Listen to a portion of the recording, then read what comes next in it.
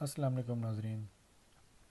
فرقہ واریت کسے کہتے ہیں، فرقہ واریت کیا ہے، اس پر میں نے پہلے بھی کچھ ویڈیوز بنائی ہیں۔ میں اس پر مزید کچھ ایکسپلینیشن دینا چاہتا ہوں، کیونکہ ہمارے سوشل میڈیا پر، مین سٹریم الیکٹرانک میڈیا پر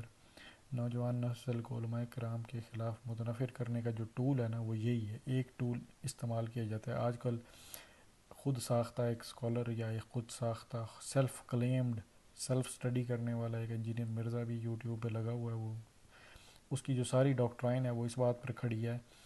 کہ تمام کے تمام علماء جو ہے نا، جتنے بھی مسالک کے ہیں، مکاتب فکر کے ہیں، انہوں نے فرقہ واریت پھیلا دی ہے، اور میں جو ہوں نا وہ امت کا اتحاد کرنے والا ہوں۔ تو سب سے پہلے جب تک آپ یہ نہیں سمجھیں گے کہ فرقہ واریت ہوتی کیا ہے، اور یہ جو علماء کا آپس کا جو اختلاف ہے یہ کیا واقعی فرقہ واریت ہے، یہ کیا ہے، تب تک آپ کو بات نہیں سمجھ آئے گی۔ اب سمجھے فرقہ، یہ جو علماء کا اختلاف ہے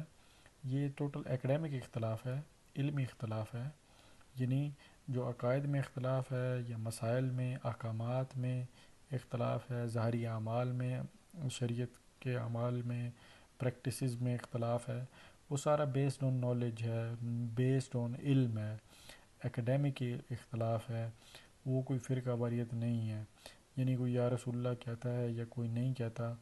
کوئی میلاد مناتا ہے یا نہیں مناتا، کوئی رفع یدین کرتا ہے کوئی نہیں کرتا، کوئی ایک امام ائمہ اربعہ میں سے کوئی حنفی ہے، کوئی شافعی ہے، کوئی حنبلی ہے، کوئی مالکی ہے، تو یہ ساری انٹرپریٹیشن ہے قرآن اور حدیث کی۔ انٹرپریٹیشن میں ڈفرینس آف اوپینین کی وجہ ہے، یہ فرقہ واریت نہیں ہے۔ تو فرقہ واریت پھر کیا ہوگی؟ دیکھیں، علماء چاہے اہل سنت بریلوی ہوں، دیوبندی ہوں، اہل حدیث ہوں، سلفی ہوں، یا وہابی کہہ لیں، ان تمام کا جو سورس ہے نا، سورس آف دین ہے، یہ ماخذ ہے دین کا، وہ قرآن حدیث اجماع اور قیاس ہے۔ قرآن حدیث اور اجماع لیں اگر آپ، تو سب کے سب وہیں سے ہی اپنے حوالے دیتے ہیں، دلائل دیتے ہیں، اسی ترتیب سے دیتے ہیں سب کے سب۔ پھر اجماع میں جتنے ہمارے محدثین ہوئے ان کے اصول ہو گئے، فقہا کے ہو گئے، ائمہ اربعہ کے اصول ہو گئے، پھر آپ اصول حدیث میں جو احکامات ہیں وہ سارے لے لیں آپ، پھر علوم لے لیں، فلسفہ، منطق، پھر صرف نحو، یہ جر و تعدیل، علم الرجال، گویا یعنی سب سب تمام مسالک کا ان پر اجماع ہے کہ ان کا سورس ہی یہی ہے سارا۔ سب کے پاس وہی سیاستہ کی کتابیں ہیں، سب کے وہی امام ہیں، سب کے پاس وہی تفاسیر کی کتابیں ہیں، سب کے پاس وہی شرح کی کتابیں ہیں، سب کے پاس وہی محدثین ہیں جن کے وہ حوالے دیتے ہیں، سب کے پاس وہی مفسرین ہیں جن کے وہ حوالے دیتے ہیں۔ الغرض یہ کہ آپ 1400 سال پیچھے چلے جائیں، سب کے سب کا سورس آف دین ایک ہی ہے۔ تو اب فرقہ کون سا بنے گا؟ فرقہ وہ بنے گا جو سورس آف دین میں سے علیحدہ ہو جائے۔ یعنی کوئی کہتا ہے میں صرف قرآن کو مانتا ہوں، میں حدیث کی دلیل ہی نہیں مانتا، حدیث کو نہیں مانتا، تو وہ ان سے علیحدہ ہو گیا، وہ فرقہ بن گیا۔ کوئی کہتا ہے، اب جیسے جاوید احمد غامدی ہے، اس نے کہا جی سنت علیحدہ ہے، حدیث علیحدہ ہے، یہ اس پر اجماع ہی نہیں ہے اس بات پر۔ بریلوی، دیوبندی، اہل حدیث، سلفی، سب کا اجماع ہے اس بات پر کہ حدیث ماخذ دین میں سے ہے، اور سنت اور حدیث کا فرق یہ جاوید غامدی نے پیدا کیا، یہ ایک نئی راہ نکالی، یہ فرقہ ہے۔ تو پھر جیسے ایک اہل قرآن آئے، کہ تو انہوں نے حدیث کا انکار کر دیا، جو منکرین حدیث ہیں، تو جو ایک پرویزی فرقہ ہے وہ ہے۔ جبکہ جن آپ یوں سمجھیں کہ جن کا ماخذ دین ایک ہی ہے، قرآن حدیث اور اجماع، کتب جن کی ایک ہی ہیں، ائمہ جن کے ایک ہی ہیں، وہ فرقے نہیں ہوں گے، وہ صرف انٹرپریٹیشن کا اختلاف کہلائے گا، قرآن اور حدیث کا علمی اور ایکڈیمک اختلاف کہلائے گا۔ اب اس کو میں بڑے آسان طریقے سے آپ کو یہ بات سمجھاتا ہوں کہ جیسے آئین پاکستان ہے، کانسٹیٹیوشن آف پاکستان۔ اب کانسٹیٹیوشن آف پاکستان کے اندر ہماری عدالتیں بنی ہوئی ہیں، ہماری عدالتوں کے قوانین بھی ایک ہی ہیں، کتاب بھی قانون کی ایک ہی ہے، ایبسٹریکٹ لاء بھی ایک ہی ہے، پروسیجرل فوجداری لا بھی ایک ہی ہے، اس کے باوجود ایک ہی مقدمہ میں ایک ہی ملزم کو ایک کورٹ بری کر دیتی ہے، دوسری کورٹ اس کو سزا دے دیتی ہے،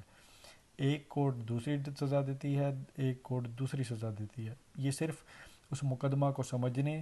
اس کے دلائل کو سمجھنے، اس کی انٹرپریٹیشن لینے کا فرق ہوتا ہے۔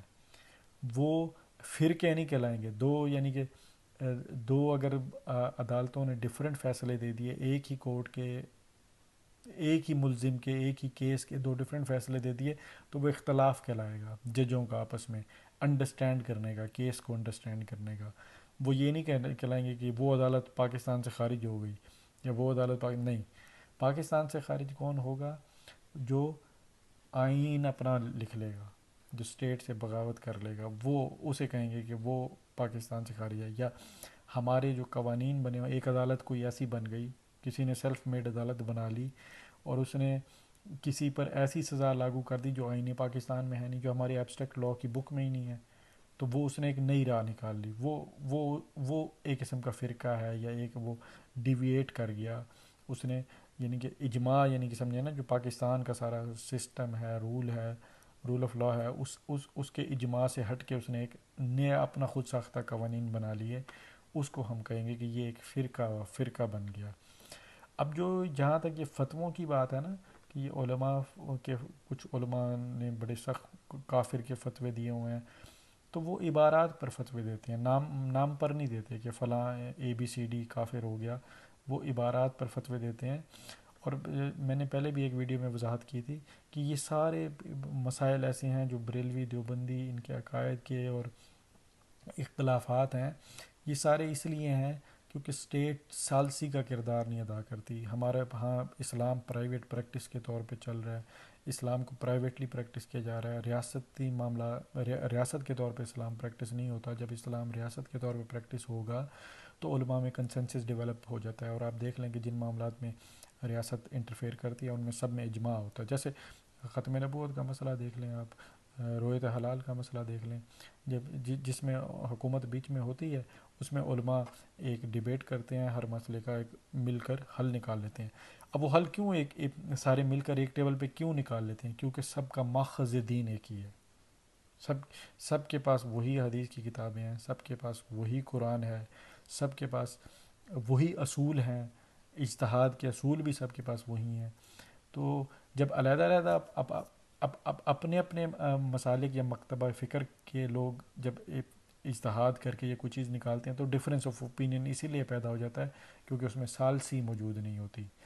تو جہاں جہاں ثالثی موجود ہے، جہاں جہاں ایک ٹیبل پہ بیٹھ جاتے ہیں، ہر چیز میں کنسنسس ڈیولپ ہو جاتا ہے۔ اور اگر نہ بھی ہو، مثال کے طور پہ کنسنسس ڈیولپ نہ بھی ہو تو بھی کوئی فرق نہیں پڑتا، یہ کوئی فرقہ واریت نہیں ہے، یہ ڈفرینس آف اوپینین کہہ سکتے ہیں۔ اور جیسا میں نے بتایا کہ difference of opinion different interpretation یا ڈفرینٹ معنی و مفہوم کی وجہ سے ہوتی ہے۔ اور کچھ اب اس میں پھر علماء کا مزاج بھی آ جاتا ہے، کچھ سخت علماء ہوتے ہیں، کوئی بڑے سخت اہل تقویٰ ہوتے ہیں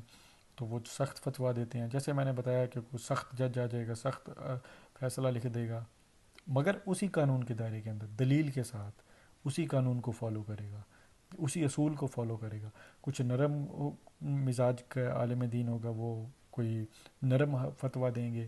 تو یہ ہر ایک کا اپنے اس میں تقویٰ بھی آ جاتا ہے، ہر ایک کی اپنی اس میں انڈرسٹینڈنگ بھی آ جاتی ہے، ہر ایک کا تجربہ بھی آ جاتا ہے،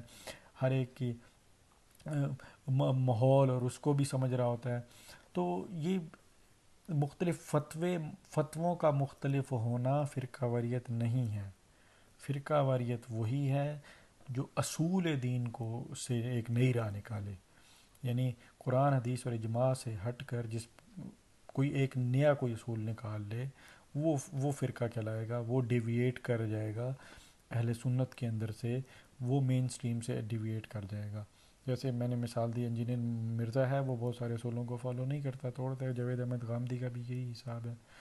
تو آج کل جو سیلف میڈ اسکالر بن رہے ہیں تو وہ ان کو آپ فرقہ کہہ سکتے ہیں۔ یہ فرقے نہیں ہیں، یہ ان کے فتوے ڈیفرنٹ ہیں مگر ایک ہی اصول پر موجود ہیں، دلائل کی کتب بھی ایک ہی ہیں، دلائل کا ماخذ بھی ایک ہی ہے۔ تو یہ آپ اس کو سمجھیں کہ فرقہ واریت ایسے نہیں ہے کہ آپ ایک ہی بات کے دو ڈیفرنٹ فتوے آ گئے تو یہ فرقے بن گئے دو، ایسا نہیں ہے، قطعاً نہیں ہے۔ جیسے اب فقہا نے چار نمازیں حرمین شریفین میں ائمہ اربعہ کی چاروں کی علیحدہ علیحدہ نمازیں ہوتی تھیں اور کئی صدیاں ہوتی رہی ہیں، تو وہ کیا چار فرقے تھے؟ نہیں، وہ چار فرقے نہیں تھے، وہ چار فقہا کے ڈفرینٹ فقہی اصولوں پر ڈفرینٹ فتووں کی وجہ سے وہ چار ڈفرینٹ راستے نکل آئے، چار مختلف قسم کی پریکٹسز بن گئیں، تو اس سے کوئی فرق نہیں پڑتا۔ صدیوں تک چار نمازیں ہوتی رہیں حرم شریف میں، امت سپر پاور ہی تھی، امت کا کوئی شرازہ نہیں بکھرا، علمی اور ادبی علمی اعتقادی ایکیڈیمک اختلاف سے امت کو کوئی نقصان نہیں پہنچتا۔